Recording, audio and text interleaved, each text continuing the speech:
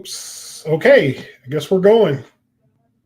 Terrific. We Hey, are want to live. welcome everybody to this edition of Simple Plays. We have with us our guest, Bryant McKinnie, former NFL player, former also first round, seventh overall in the 2002 draft, uh, former Miami Hurricane.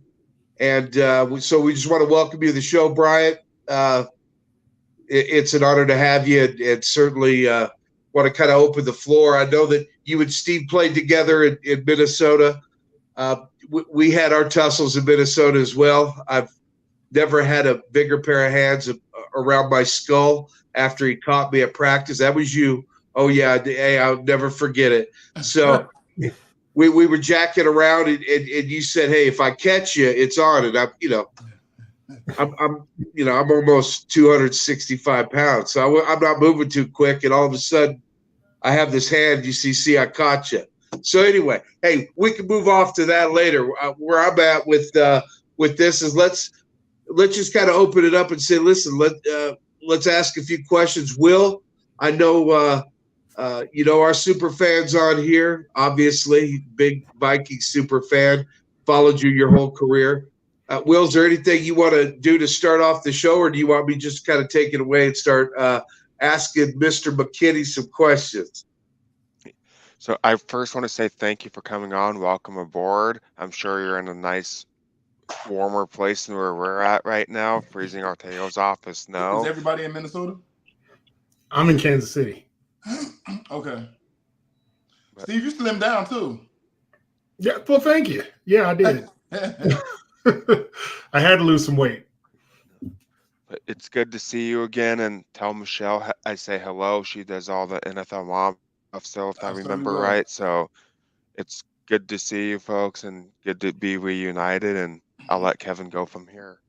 That's a true super fan when he gives a shout out to your mom, Shelly, before any of us can. And by the way, hey, Shelly, the idea is I know you and your mom have done a lot of stuff, together with the NFL Moms organization there, and probably several other projects. But before we get into all of that, let's talk about the beginning. We're talking Woodbury, New Jersey. Bryant McKinnie, where are you at your junior year, or maybe we should say your sophomore year of high school, when somebody must have picked you out of the crowd and said, I think we can put cleats on this kid? It actually started, I started playing my freshman year. Okay. My sophomore year is the year I didn't play, and I actually was in the band then, playing the drums. So my sophomore year, I grew up wrestling, and I played basketball growing up. So I started off wrestling first. I was raised as the only child, so my mom had wrestling for discipline, and then I later on went into basketball to learn to work with others and stuff like that, be a team. And then I did that all the way from first grade all the way to high school for the most part. Yeah. And then I was always too big to play football, Pop Warner, because of my age and my size. So then I had to wait to high school. So my first year I went out, and I played defensive end, and we went undefeated as freshmen.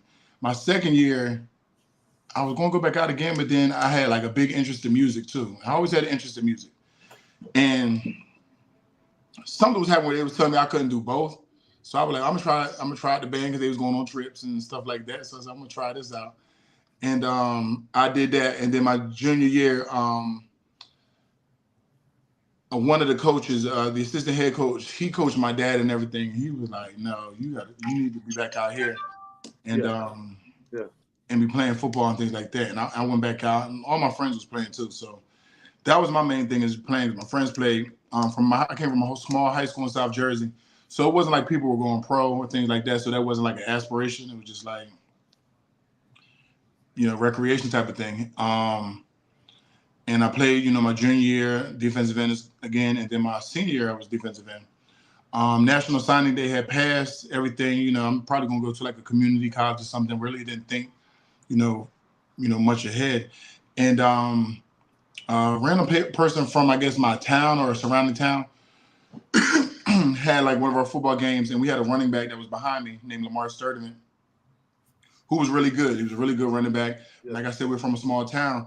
they mailed a tape to Iowa, and a coach by the name of Frank Verducci, he got the tape, and he seen the tape, he seen Lamar, and then he also seen me, and said, well, who is this guy? And when he came to the school, you know, they let me know, like, hey, there's a guy from Iowa here, but we know, you know, we all knew they was here for Lamar. But then they also said, well, no, he's actually asking about you as well. And I actually met him, and he was like, it's after, you know, National Signing Day, and we don't have any more scholarships. But what we can do is you sign a letter of intent and with Iowa, and then you, I can send you to a junior college. I have a relationship with a guy who just started a JUCO in Scranton, Pennsylvania, which is about 2.5 hours away from, you know, where I grew up in South Jersey. And he says, you'll go there, but you'll learn how to play offensive line. I was like, I don't know any offensive lineman. My favorite player at the time was like Reggie White, because like I said, I'm from South Jersey, so the Eagles was my team at the time. I didn't know any offensive linemen, so I wasn't really thrilled. And I'm like, well, you don't even hear about them. At least you get a sack, your name is called or something.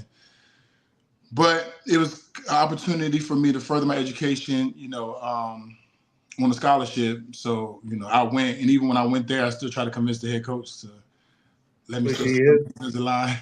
And he just like, you know, you're 6'8". People, you know, start trying to cut block you a lot, so you'll have more longevity playing offensive line. And I was about 245 coming out of high school. You had a guy, he was this two-time, he was a returning player. He was an All-American at the JUCO. And that's who I had to practice against every day. While I'm learning a left-hand stance, I'm not left-handed.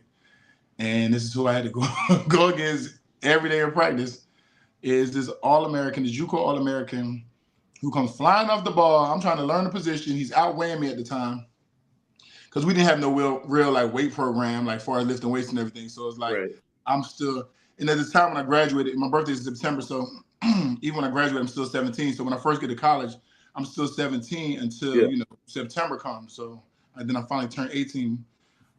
So it's still just young and still has some filling out to do, and still trying to learn a whole new position that I've never ever played before. And I want to say like that first 2 months, he really like just rung my bell. I was having headaches leaving.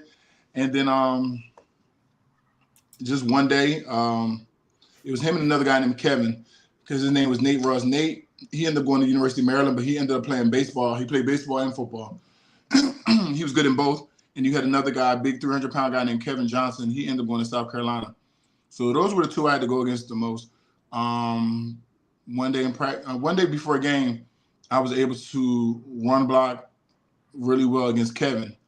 And then my coach was like, do it again. It was like a light bulb just went off finally. And he was like, do it again. It's like, all right, now we still got a game. So then I got past that. And then one day it just came where the pass protection against Nate, they called him Cowboy. It just started just stoning him. And then it was just like, whoa, to the point where he was so used to beating me. Now when I started stopping him, it was like he almost wanted to get in a fight with me. But it's like, it's been going on long enough. Like, I'm going to eventually figure it out.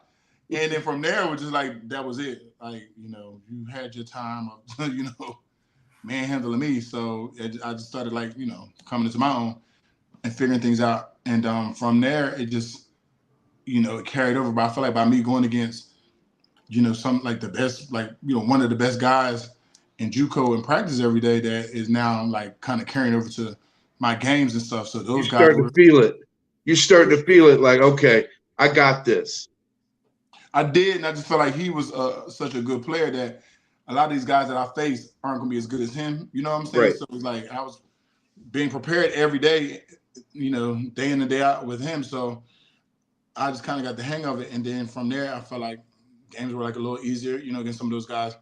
And I went on and, you know, in those games weren't giving up any sacks. And then after my first season, Hayden Fry was the head coach at Iowa at the time. He retired. So it was like timing too. He retired. So now that letter of intent now goes out the window because there's a whole new staff that comes. So prior to that, nobody could talk to me. I already had, you know, signed.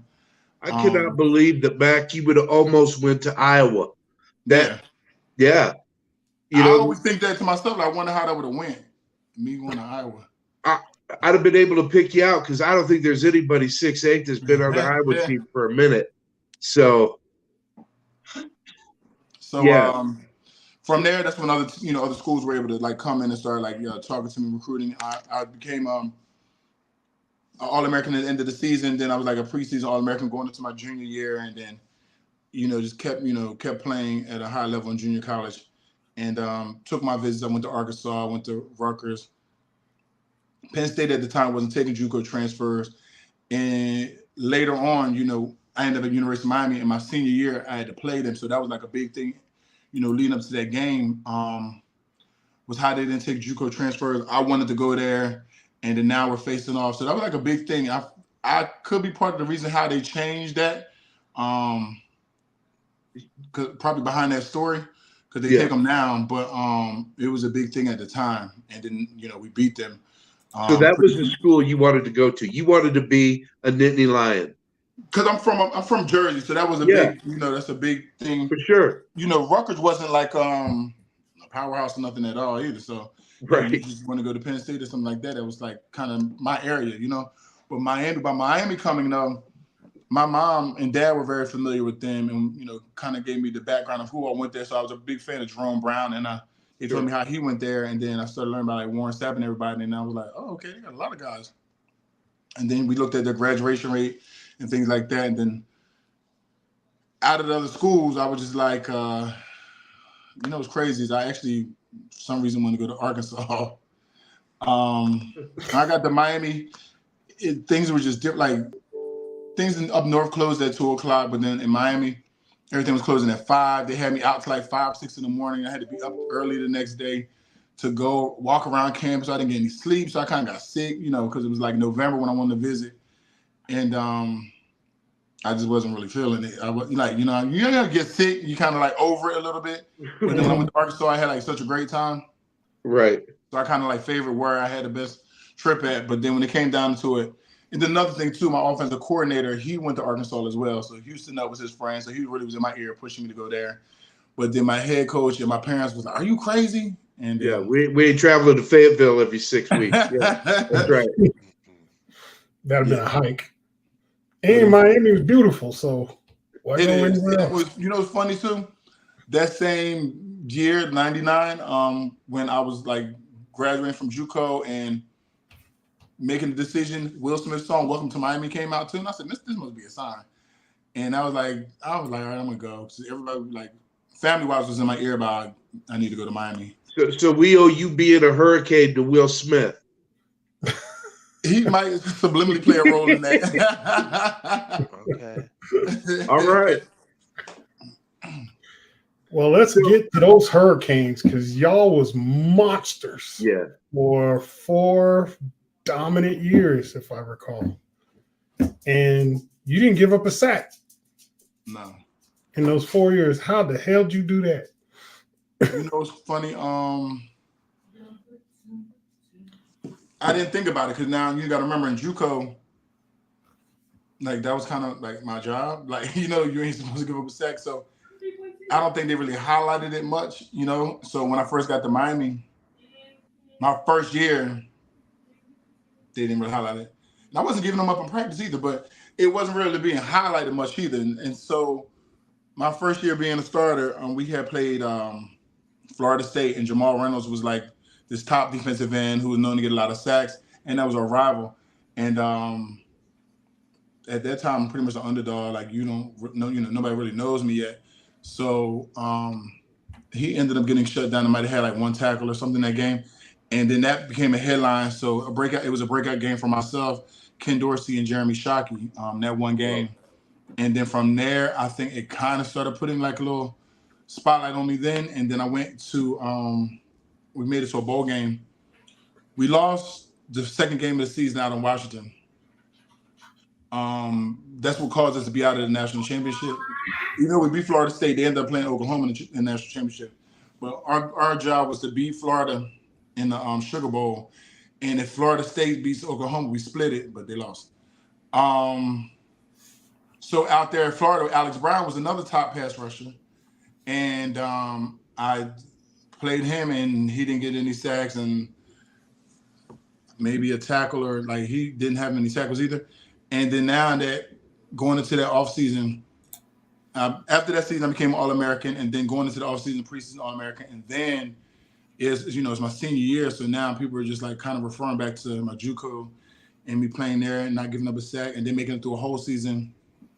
Miami not giving up a sack, so now it's like starting to become like a little chatter, like, well, he has one more season to go, and he might not even give up a sack. And so now I never thought about it, and then I just started keep hearing the conversation about it. And so I looked at, they started having me look at Orlando Pace, and I was like, well, how many did he get? They said, oh, he only gave up one. So career, and I was like, okay, most I can give up is one, at least to be like even with him, or none at all. But then it came this game with Dwight Freeney. And the crazy thing about it is my junior year, when we were in Syracuse, he was injured, so we didn't play. When I was in Syracuse, he didn't play. I played, but he didn't. He was injured or something.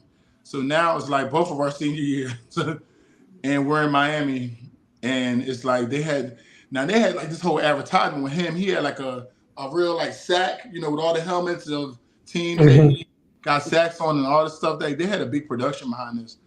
I feel like more so, for him. And then it's just like, and he today is going to have to battle, Bryant McKinnie, who hasn't given up a sack. So one of the two things is going to happen. He's going to get one, or he's not, like, you know what I mean? So that was kind of like the thing that a lot of people were kind of waiting on to see how this turns out. And it was a hot day in Miami that day, and we ended up getting a big lead on them too. So I was out by the middle of the fourth quarter, but I was on, like, that was one game where I studied a lot of film. And actually Mario Cristobal is the person who, even my junior year, helped me with film study on these guys who were these elite pass rushers I was always trying to figure out what is the offensive line doing, or what is the player doing, you know what I mean? Or is it a combination of both, that they're getting these sacks and they're looking like, super strong, or see superheroes. And I started being able to figure it out and just figure out like what moves they like to do, and just kind of like really just focused in that whole week. And even in the game, they didn't really talk to me. I would sit I sit at the end of the bench. I kind of did that in the league a little bit too. Sat on the end of the bench to myself. It didn't really conversate with anybody. Just kind of stay focusing on the game. But just stay focused. And that game with Dwight Freeney was the game that was like, okay, this guy's legit. And from there, yeah, then that's when we just. Well, you're really nice and you're really modest, because I'd be talking so much trash because we was terrible. So, but y'all was cold. Your didn't the whole offense get drafted? Yeah, well, I even think the water boy did too. I mean, they were everybody. They threw everybody in that year. A total of 11 people got drafted from both sides of the ball. Yeah, that's a whole. Y'all was cold, ice cold. Couldn't nobody touch you. Hey, where you spending your bonus money, Miami? And you've always, when I played with you, silent but deadly. You slowly but out there knocking the piss out of people. Wouldn't say a word, just choking them up and just beating the brakes off them. I always say, hey, you one of the best tackles I ever went against. And I was glad I was on your team, because shit, I went against Ogden and Orlando Pace, and they were no picnic. And you just quiet. So it's like, okay, well, hopefully he don't say nothing when nobody else say nothing, because I don't want nobody talking about how he choked me out. But yeah, y'all was cold as hell, and there was not, man. I would know what to do on a team. At the time, we just all wanted to be like really good, and like we had guys that came back to the program, like Bubba Franks and Edrin James and all those guys, and they would come back and tell us what the league was like and what to expect and things like that. So we were kind of excited and all wanted to get there, and all was willing to work hard to get there. And we wanted a national championship so bad. Like my class that came into Miami was the first class off of probation. So that was when they first got all their scholarships back too. Because before that they were on probation. Some of those guys were on track scholarships playing football and things like that. But you just had a different group of guys too. Like everybody came and wanted to play. Clinton Portis came in my class, and you had James Jackson, who was a starter, but Clinton was like, I'm taking your job. Like, people wanted to really go out there and take people's jobs, and they didn't care what year, like nobody cared what year they were. They were like, that made the guy above us, older than us, and pushed them, because now it's like, we're really coming to try to take. Yeah, you can't relax. We're not sitting here saying like, oh, well, I'm a freshman, I'll wait. Like, we want to play now. So that pushed, it made other guys, older than us, like, now I gotta really like hone in because this person you is on my can't be head no for my Rudy job. Poo. But and that's what when you're in college, and speaking from a not so good team when I was in college, best record was 3-7-1. I was focused on the league. So I was playing hard regardless of what the team was doing. So many games I'd go and be the only one, 4 tackles for losses, 2 sacks. Ain't nobody else got no production because, they kind of, especially like my last game, we kind of hung it up against Iowa State, because we was 3-8 that year. We wasn't going to a bowl game. We knew everything was over, but I was like, I'm playing for my next year. Right. So, literally all the numbers was coming to me because I'm fighting my ass off, and so was our Mike backer, and so was our safety. But the other guys, they kind of just cashed it in. But yeah, that's a healthy environment to be in. Right. So then you had my class that came in and did that, but then you also had the guys behind us coming in because you got to remember you had like Willis McGahee that was behind Portis, and then you had Frank Gore that was behind both of them, and Frank came in and really was taking their job, but they got saved because Frank got injured twice. So that got Clinton a chance to play and leave early, and then they got Willis a chance to play and leave early, and then Frank, took over, because the timing of when he got injured allowed them to get in and hurry up, and just both of them had to leave early because everybody kind of knew, right? When Frank's back.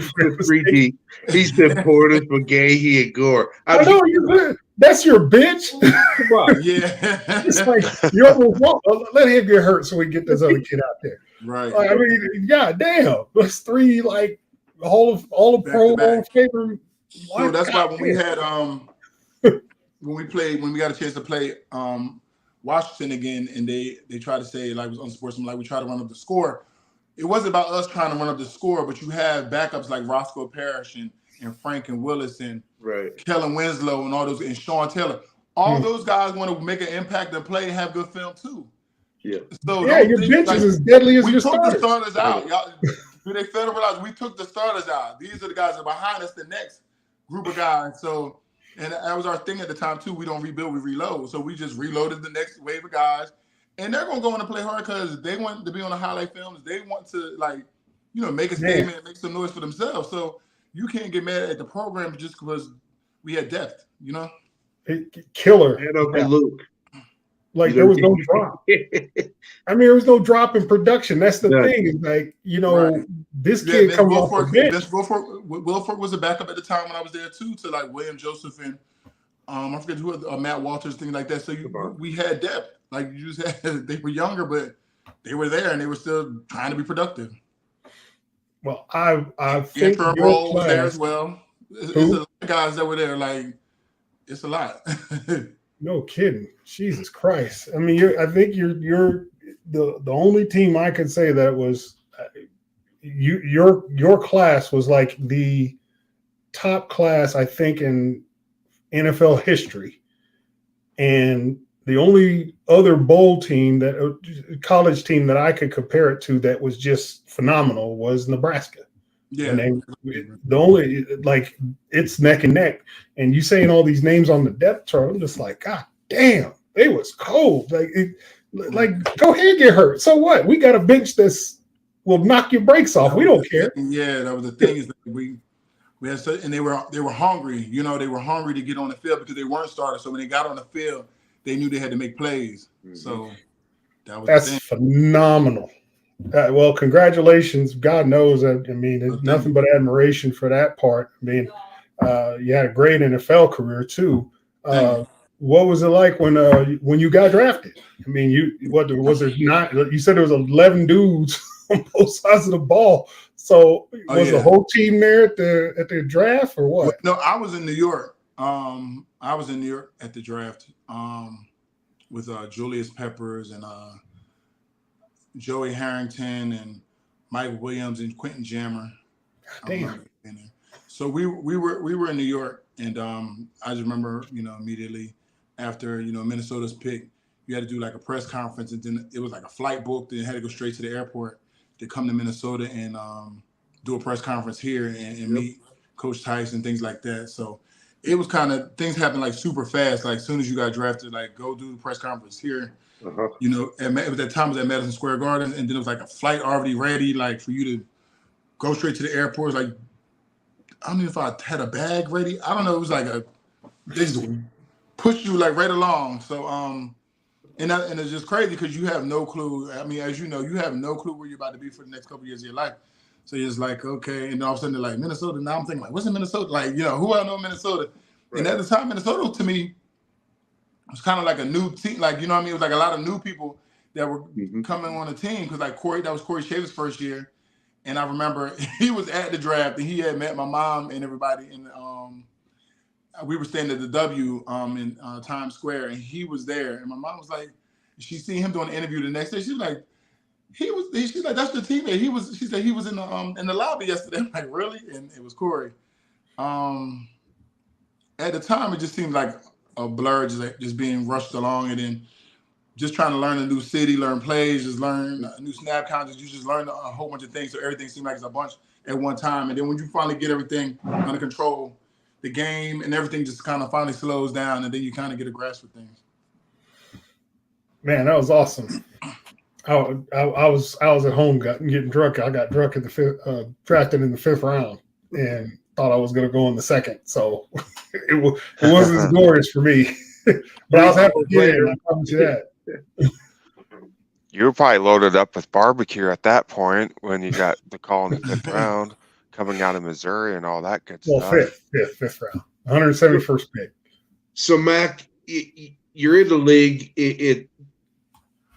Dante, you got Randy, you've got some running backs. You also have some legendary knockdown dragouts with some defensive ends. I mean, obviously, seeing Dwight Freeney in college wasn't the last time you were going to see Dwight Freeney.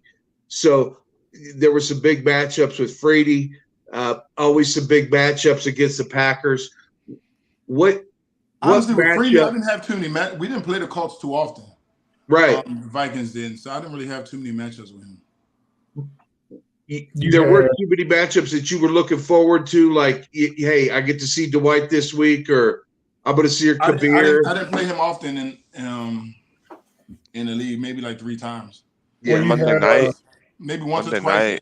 Like once it was a preseason game, and then another time like once as a Viking. I played him in the playoffs for the Super Bowl as a Raven too.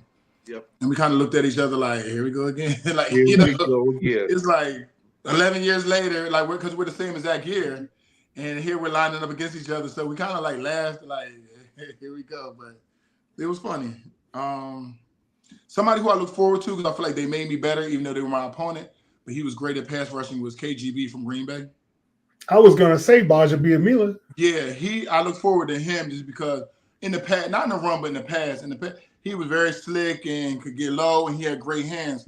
So he was teaching me a lot. And far as like on our team, another person who had great hands, who would sometimes come out there and just simulate things, was Hovan. You would use his hands a lot. So sometimes I'd say, come out here and just let me practice on, because in college, you just lash on somebody and that's it or whatever. Like, it wasn't a whole bunch of this hand stuff, but you got in the league, it's a lot more of a technique. So you have to really start like using technique a lot more. You can't always feel like you can overpower everybody.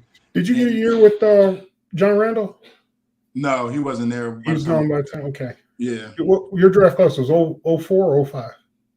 2002. 02. Okay. So like Lance Johnson was there. Yeah. I'm gonna say Kenny Mixon.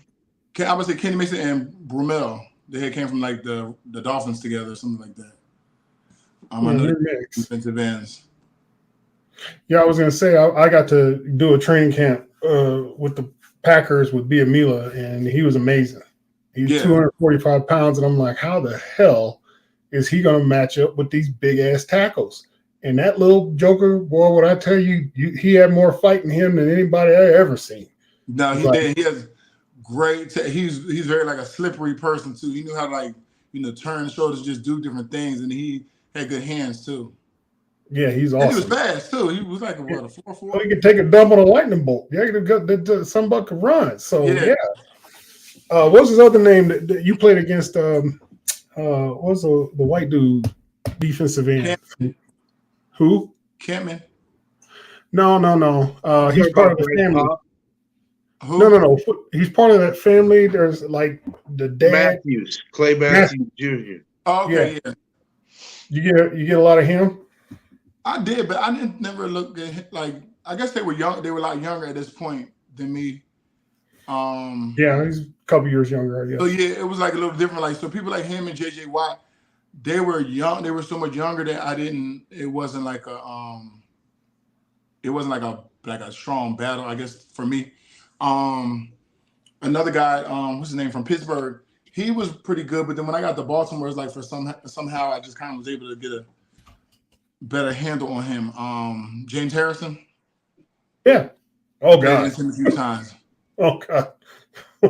Yeah, he's a freak. I think he was made in a lab. That joke had no body fat. And he was pretty good too. But when I got to Baltimore, I was able to get a better read on him, I guess, and probably focused in more because it was a rivalry team too. But yeah, he was also a good player. You talked Alex Brown. Alex Brown, I always was going against him. So he was another person I would have to see from college, and I would see him again, in the league because, he's a Raiders in Chicago. And then Julius Peppers and I never really played against each other in college. Well, we didn't play against each other in college, but when he finally came to Chicago, we started seeing each other here and there too. Well, can I ask you guys done asking questions about his career? Because I want to ask him about his opinions of the game today. You go right ahead. Yeah, I'm done asking questions. I've got a couple follow-ups, but we can get to that in a minute. Okay, what's your feel on how they're protecting the quarterbacks as of now? It's very sensitive. It seems like the quarterbacks are getting concussions a lot more now, though, and it's like you're doing all this stuff to try to protect them. But also the linemen are different. The linemen aren't as big, so they're being overpowered because they want more of a finesse type of thing. They want these quicker guys who aren't probably as heavy, but quicker, can cut off and finesse. And it's not really like a lot of – and I just see this from when it's 4th and 1 and you can't even get the 1 yard. You know what I'm saying? It's like you have your Aaron Donalds. You have these guys who are overpowering these guys because they're the same size pretty much. They just got better leverage and things. So the linemen are different. You don't have big guys like Trey Thomas or myself or Flozo Adams or – that can move. Let's make that qualification because I'm playing against 6'9" that can't move. It seems like you don't have those type of guys anymore, and they've gotten away from that. And a lot of these guys are smaller guys who are now around like the 315, 320. And, all of us were like 330, 340, 350, but could move. So they're getting pushed back into the quarterback a little bit more. And even with all these safety guidelines and everything, it seems like these guys are still getting like injured. But it's like, I don't know why it seems like it's like you're supposed to make these adjustments to helmets too. So it's like not the same, type of impact. But I don't understand why. Like, because I'm pretty sure some guys, with us that got like hurt, but I don't know. Maybe we got used to getting hit. So I don't know. Dude, I'm telling you, look, I'm all about protecting the quarterback. I get it. It's the game that centers around him. I get it. But I was in the nuts and bolts in the 90s when, right. Jim Harbaugh got hit. It was the most disgusting thing. I saw Bryce Pop and Bruce Smith come off and do that to him twice. His tooth went through the bottom of his lip. There's no question he had a concussion. They took his butt out. Second guy comes in. They did it again. Wow. That was Phil Johnson. God, I can't remember his name. Paul Justin. He got knocked out, and then they had to put Kelly Holcomb in. There's Randy jumping in. So they, and then Harbaugh came back, but there's no question he had a concussion. They had to stitch his lip up, and he finished the game. And I'm not saying that, guys can't get hurt, but I do know when I was playing with Brady in 2002, he flat out said, with the way they changed the rules, I'll play till I'm 50. Mm-hmm. Well, he's almost there.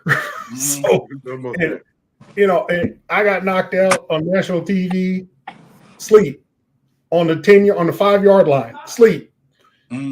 Happened who knows how many times. I was at practice on Wednesday. And that's what I'm saying. So like this protocol that has people out for 3 weeks. I'm like, well, what's the, I don't know why it's so different now when the helmets have been changed to kind of help protect even more and even some of these rules. But it's like, I seen like for the Vikings, I follow the Vikings. So Darisaw was out. He's a great left tackle, but he was out for like 3 weeks with a concussion protocol. And I'm like, 3 weeks though? This is like a little long. Like, you know what I'm saying? Yeah, but and concussion ain't new because when I was in Indy, you said your bell was wrong. Huh? Would you say you got your bell wrong? Oh yeah. Oh, that was well, Ellis Johnson. I felt so bad for him because he really had some serious problems because he had some serious concussions. I mean, he was literally messed up, and they should have had a protocol back then, but they literally just told him, "Oh, you're just not being tough." Right. And he's like, I get out there and I can't see. It's like, well, that's a sure sign you can't play. But they kept riding him because he just was. So I'm not saying that there doesn't need to be some kind of safety protocol. No, by all means, there does.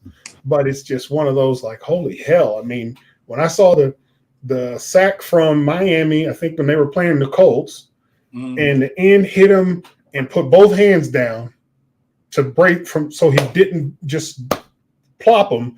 Quarterback still had the ball. Like, well, if the quarterback still got the ball, then that's a sack. And they called roughing the passer. I was like, oh my God. And then I'm here in Kansas City, and then the stuff with Chris Jones, that was ridiculous. Guys trying to protect the court. Like, we're not trying to kill him. We want to hurt him, but we ain't it's trying. It's almost as they're out there with a red shirt on in the game. Like they wear in practice. Yeah, just like they were in practice. It's like, how the hell are we going to get? So to me, the couple that I got beef with the league right now because I really feel like the gambling is taking over. I honestly feel like when they make some of these calls, they're saying they're going to New York. I don't think they're going to New York. I think they're going to Vegas. And they're hearing it in their ear like, oh, the line spread says this, so we need to make sure that so-and-so, because some of the calls when they come back. Recently, I want to say it was a Vikings game. The referee blatantly just was in the way of an interception. I think was it the Colts? And it was like, what are you doing? And nothing, there was no penalty either. Like, you were in the defender's way. Like, it was real blatant. Somebody had sent it to me, and I was like, and they were like, and that's what just make people feel like, well, is this rigged a little bit? Like, is the refs? That's what it feels like. Hey, do you guys remember this? Hey, Bryant, how you doing? It's been a long time, man. How you doing? Good. Hey, do you guys remember this in 2004 in pregame when we were playing the Green Bay Packers? You might remember this more, Bryant, because you were on offense. But we had a fake field goal that we were going to run that game. We called it sleeper. And in pregame, the referees came in our locker room in pregame, and they asked us if we had any trick plays or anything we were going to run, because the officials always come in. They want to know if you have any trick plays you're going to run before the game, so they don't get caught off guard and, throw a flag or something for a shift or something they're not used to seeing. So we got on the board and we diagrammed the fake field goal we were going to run against Green Bay. And on that play, what we were going to do is if we didn't convert a touchdown in the red zone to Randy Moss, we were going to have Randy act like he was pissed off that he didn't get the ball. Like he was walking off the field. Remember that. It was called sleeper. Yeah. He was going to walk off the field, and then he was going to yell at the coaches. And then, throw me the damn ball. But then he was going to walk back on the field. And then Gus Frerotte was going to take the snap and step up and throw him the ball. You remember that play, Brian? I do. Okay, well, in pregame warmups, Chris Walsh was coaching the wide receivers for us at that time. You might remember this. But Chris Walsh overheard the officials telling Mike Sherman, the head coach of Green Bay, exactly how we were going to run that play in pregame warmups at Green Bay. What? Yeah. Yep. Oh, wow. Yeah, the referees told Green Bay that we were going to run that play. So what happened, Bryant, was I don't think the players knew about it, but we decided not to run that play in that game. So the very next week we played the Eagles in Philadelphia. And then we tried to run the play again against Philadelphia, but then that got all screwed up because Rusty Tillman forgot to let Corey Withrow know that we were in sleeper. So Corey Withrow ran on the field. We had too many guys on the field, and we missed the whole thing. But anyway, the backstory to that whole thing, the reason why that got ran against Philadelphia in the playoffs and messed up was because we were supposed to run it against Green Bay, but the officials told the Green Bay Packers we were going to run it in pregame warmups. True story. That's crazy. Damn. Oh Yep, my. true story. That's- In fact, Loney chased the officials off the field during pregame warmups and waited for him outside the officials' locker room. And Loney waited for him. He was pounding on the door. You guys, we know you did. We heard everything. We know you did. And when the officials walked out of the official locker room, Loney said, "Here's the deal, guys. If we don't win the game today and we don't get every single call today, we're going to let everybody know what happened. We're going to let everybody in the world know that you told Mike Sherman about our fake field goal." Well, if you remember that game, we didn't have one bad call against us that whole game, and we wiped Green Bay out. And that's the game where Randy mooned the crowd and stuff. But yeah, when we go into Philly, we didn't Devontae get any bad Edwards. calls that day. Everything went our way that day. Because you know what they did? Exactly what you're talking about, Steve. They went in the locker room, and they called up New York or called up somebody and said, "Hey, guys, I think we have a change of plans now.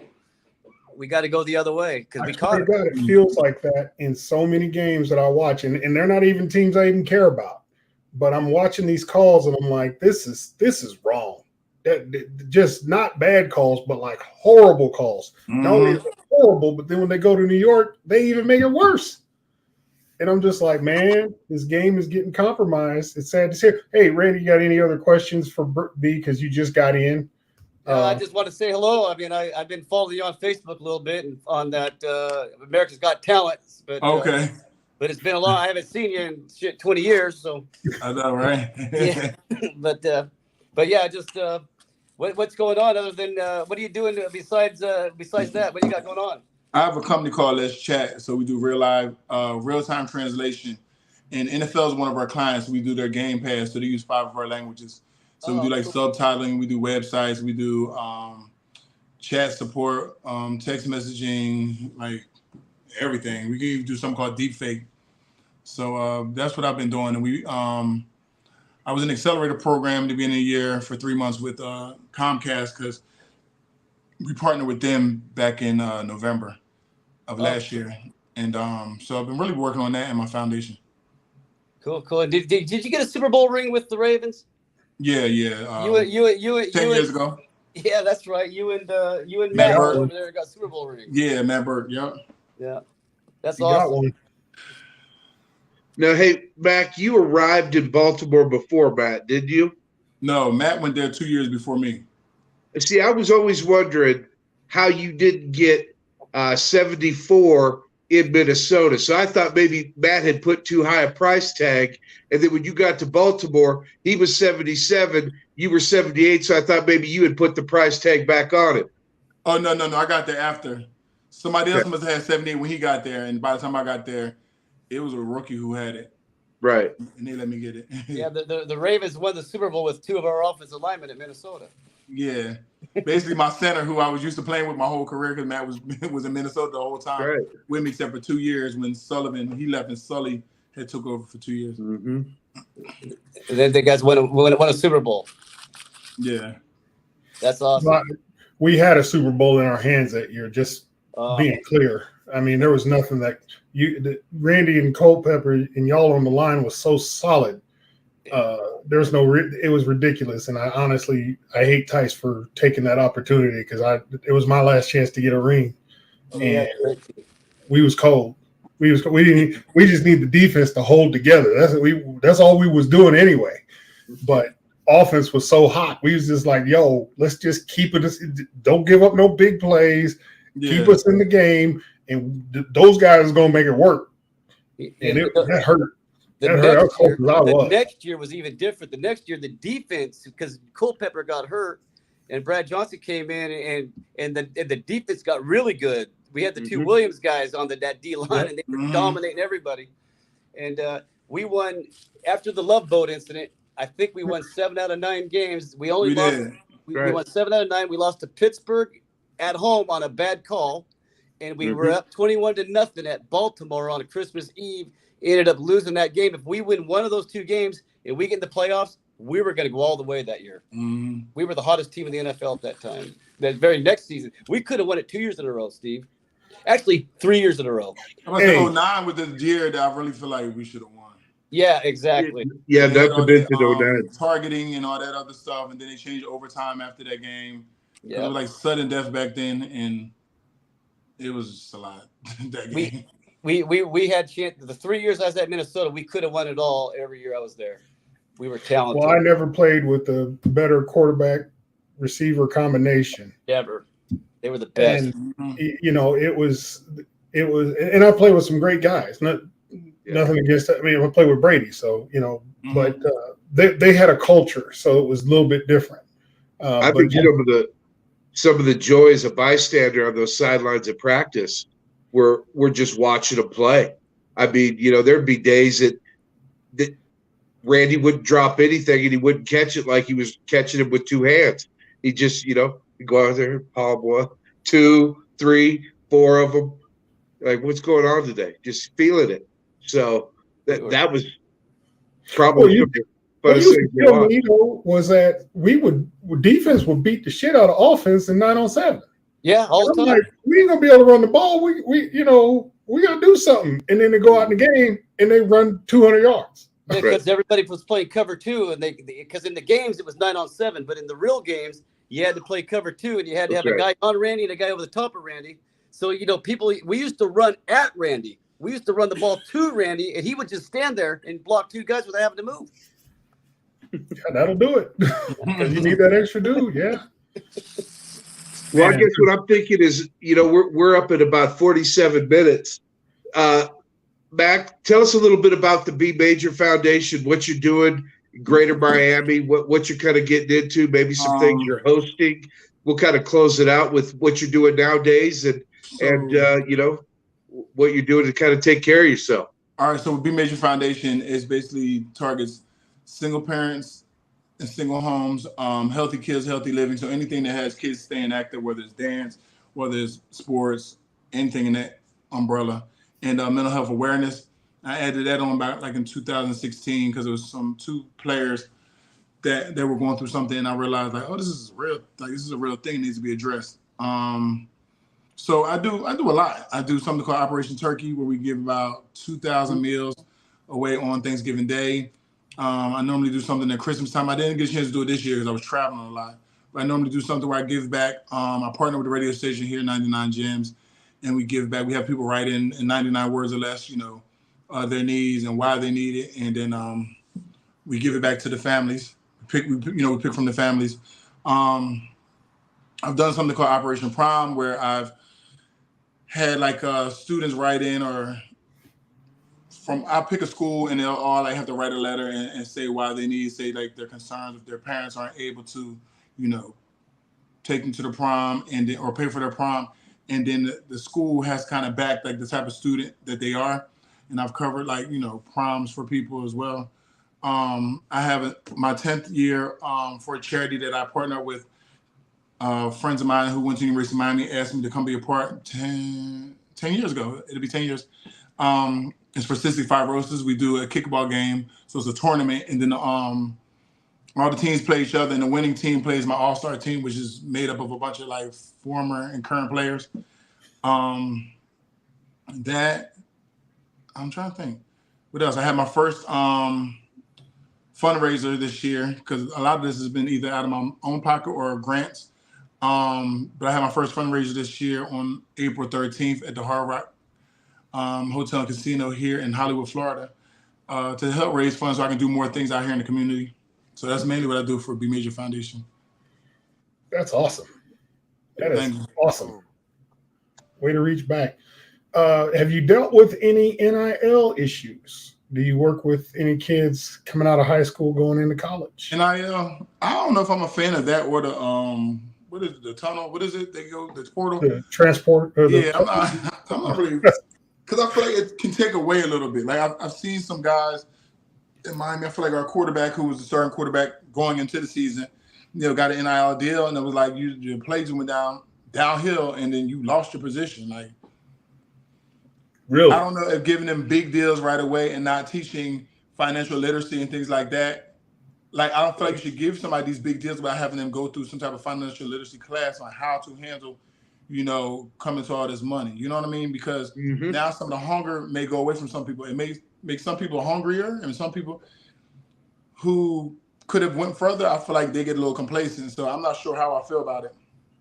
I feel like you should get paid, but I don't feel like it should be that much. Put it like this. What do you think it would have did to you? Right. Especially in Miami and you're winning. Like, you know what I'm saying? Winning.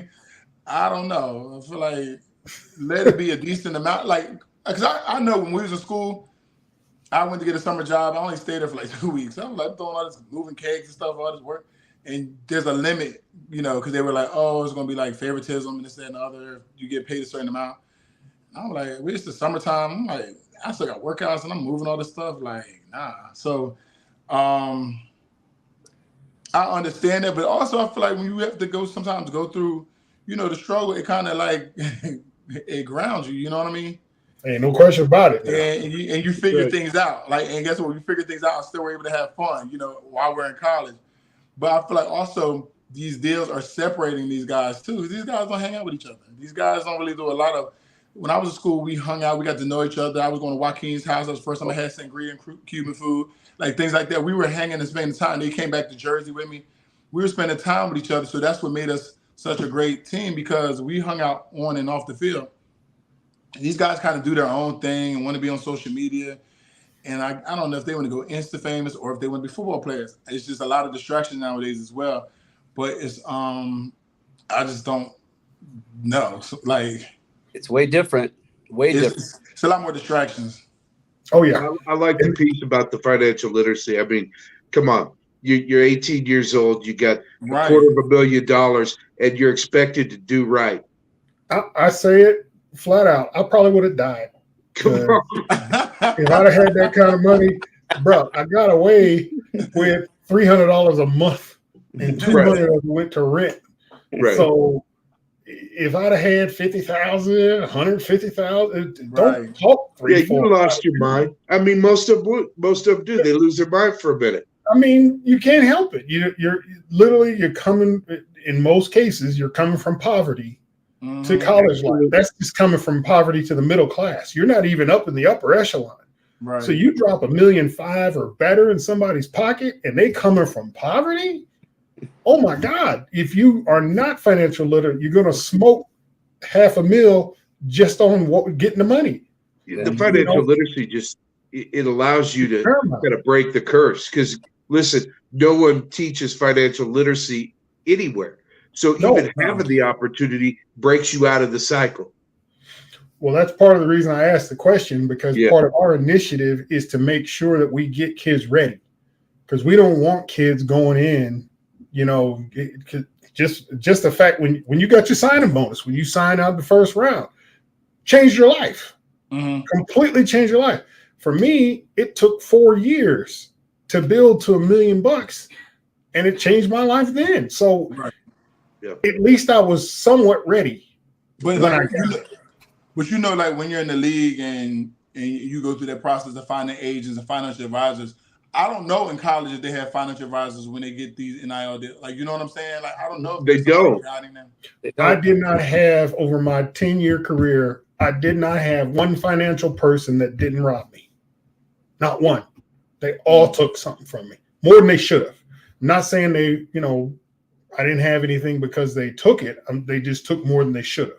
Right. And none of them truly educated me on what needed to be done. They educated me on what's going to make them more money. They did not educate me on what I need to do to make more money or preserve what I have.